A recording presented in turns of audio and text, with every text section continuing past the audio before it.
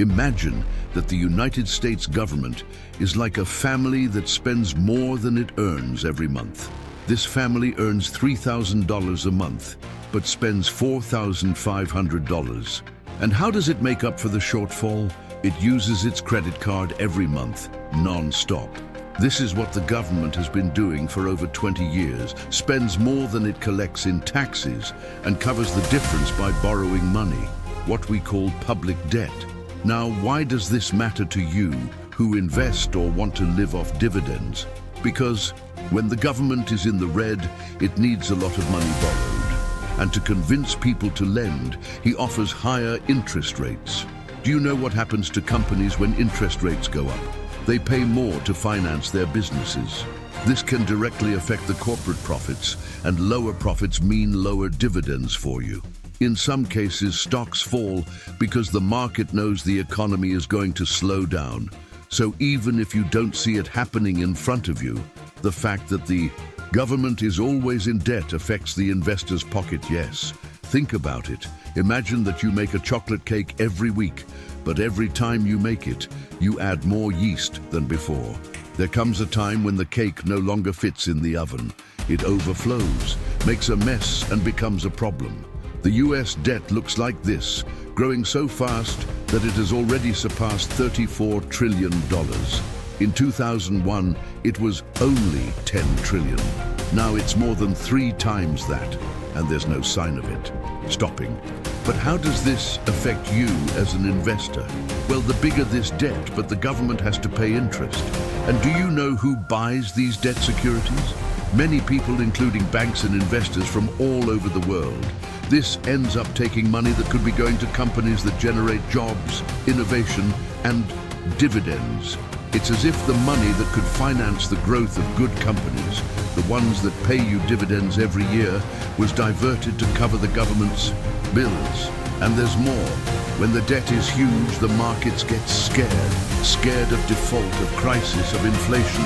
And fear in the market means stocks falling, companies holding profits, and fewer dividends dripping into your account. In other words, this debt pile could end up burning your investments if it continues to grow like this. So, remember when we said that the government is always in the red, spending more than it collects? Well, the worst part is that it's not something that will get better over time. On the contrary, it should get worse. According to the government itself, through the Congressional Budget Office, the forecast is that the deficit will increase further in the next 10 years. Imagine someone who knows they are getting into more debt and yet assumes that they will sink even deeper in the future. Scary, right? And this is where the impact on investments starts to take shape. If the government already knows it will need to borrow more money, it will offer. Interest rates are getting higher and higher to attract investors, including you if you have treasury bonds. But be careful, this has a domino effect. Higher interest rates may seem good at first. Look, higher yields on bonds. But this scenario also makes financing for companies more expensive, reduces consumption, delays projects. And do you know what that means? Lower profits, less dividends for you. And if the debt keeps growing and the deficit gets worse, the government has less room to invest in things that really make the economy grow. The result? A more stagnant, more unpredictable market, and less return in the long term for those who live off income. It's like trying to run with a backpack that gets heavier with every mile. Debt is that backpack, and every year that passes it tightens the pace of the economy and your investments. If up until now you thought the US had everything under control, here comes a bucket of cold water. This year alone, the government has already spent $1.2 trillion more than it collected. Imagine you earn $3,000 a month, but spend $4,500, and that extra $1,500, it all goes to your credit card. Now you repeat this cycle for years. You can see the size of the problem, right? Now, look at this detail. Debt interest is already the government's third largest expense. They are only surpassed by expenses such as Social Security and health. We are talking about more than $600 billion in interest alone paid since October 2023. And for you, who invest with dividends in mind. This is a huge warning. Do you know why? Because when the government needs to pay so much in interest, it has less room to invest in the economy, which in the end delays the growth of companies, reduces profits, and reduces the dividends you could receive.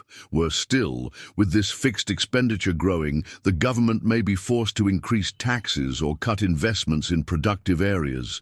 And this directly affects the market, generates uncertainty and locks in your portfolio. It's as if you were trying to live off the income of a company that is spending half of its revenue just to pay off its debt. Would you trust it in the long run? Yes, it is. This is how the market is starting to look at the American scenario, with suspicion. Remember when we said that interest on debt is the third largest government expense? Well, the problem is that these interests are not stopped. They are rising and fast. Why? Because in recent years, the Federal Reserve, the US central bank, has had to raise interest rates to control inflation. But this has created a new problem.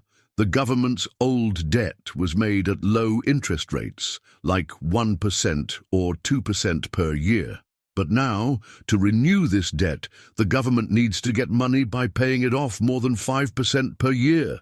It's as if you had a credit card with a 2% interest rate, and suddenly someone told you that to continue paying the interest, you would have to pay 5.5% per month. Imagine the shock. Now, add to that the fact that the government needs to keep borrowing more money every year, and you understand why this debt is snowballing. The more he owes, the more interest he pays. And the more interest he pays, the more he needs to owe again to cover it. And here, once again, comes you, investor. Dividend-paying companies typically like stability. They invest, grow, make profits, and distribute. But in an environment where interest rates are high and government debt is a bottomless pit, the scenario changes. Companies face more expensive credit, consumers with less money, and zero predictability. Result: profits fall, dividends shrink, stocks become volatile. It's literally like trying to build a house of cards in the middle of a financial hurricane. Can we keep going? Maybe, but with a lot more risk and a lot less peace of mind. Imagine that you are up to your neck in debt. Every month, half of your salary goes in interest alone. You try to cut expenses, you try to earn more, but nothing works. So, you think, what if I could create money out of thin air? Sounds like magic, right? But that's exactly what the US government can and has done. Create new money to pay off your debts. And how does this work? The Federal Reserve, the American central bank, buys government debt securities. Using money it creates itself. In other words, it prints digital dollars and gives this money to the government to spend. Now, it seems like an easy solution. But here's the trick. The more new money circulates, the less value that money has. It's good old inflation. Want a real-life example? After World War II, the US used this strategy. It created inflation over the years, and with that, reduced the debt burden relative to the size of the economy. It was like paying an old debt with money that is worth less today. But then you ask me, cool, but what does this have to do with my dividends? All. When inflation starts to rise because the government is printing too much money, the value of dividends also falls in real terms. In other words, that company that pays you $1 per share every quarter continues to pay you $1, but now that dollar buys much less milk, bread, or gasoline. Furthermore, high inflation forces the Fed to raise interest rates, which, as we saw in the previous topic, only makes the debt problem worse and hinders the growth of companies. It's a vicious cycle. So for those of you who invest thinking long-term, who want to live off your income, understanding this movement is essential, because dividends are not just what goes into your account, it is what you earn, purchasing power that this money maintains over time. Now think about it. You are pushing a snowball downhill. At first it is small, but as it rolls, it grows and grows until it becomes an avalanche. This is what can happen with the US debt. We call this debt spiral. Let's make it simple. Remember we said that the US government needs to refinance its debt by selling new bonds to pay off the old ones. And remember that interest rates have risen significantly in recent years. This means that each new loan is more expensive. So here's the problem. The government goes into debt to cover the deficit. As interest rates are high, pay more just to maintain the debt. This increases spending, which increases the deficit, which leads to more debt, which has even higher interest rates. And everything repeats. See? Snowball.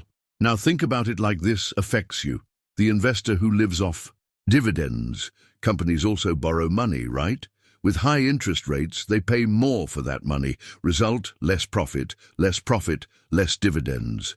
Furthermore, the government, to deal with the deficit, can increase taxes on companies or investors, including dividends. In other words, this debt cycle sucks the oxygen out of economic growth, impacts corporate profits, and devalues your passive income. Oh, and there's one more thing. When the government starts spending more and more just to pay interest, less is left to invest in health, education, infrastructure, technology, everything that could increase the country's productivity and create a healthy environment for its investments to thrive. This is the point where the smart investor raises a red flag. Imagine that you owe someone a fixed amount of money, say $100, and that the debt doesn't change. Now imagine that, 10 years from now, the money has lost value due to inflation, like a snowball that melts away. You would pay that $100. But it would actually be worth less because everything around you has become more expensive. Well, the US government can do this with its debt. Instead of paying everything in strong dollars, it lets the currency slowly lose value, which makes the real burden of the debt decrease. That sounds great, right? Like a relief for the government and, in theory, for the economy. But there is a huge catch. When inflation rises, what happens to the investments you love? The dividends from the stocks you own. If prices rise quickly, but companies do not increase dividends at the same speed, your purchasing power law. Furthermore, the Fed, to control this inflation, can raise interest rates. And then we return to the problem of spiraling debt and the higher cost of borrowing money. So it's as if the government is trying to run away from the problem, but the flight through inflation could end up leading to more interest, less profits, and less dividends in your pocket. And do you know what's even more complicated? If inflation gets out of control, it could cause an economic crisis, causing the value of stocks to plummet and your assets to disappear. That's why controlling inflation is so important for the health of the economy and for your investment portfolio. After everything we've talked about debt, inflation, and interest, you might be wondering, who is in charge of keeping all this from getting out of hand? The answer is the Federal Reserve, or simply the Fed, the central bank of the United States. What does the Fed do? The Fed has a very important mission: keep the economy stable and the dollar strong. To do this, it controls the amount of money in circulation and the basic interest rates of the economy, which are like the price of money. When the economy is slow, the Fed can lower interest rates to encourage businesses and consumers to spend and invest more.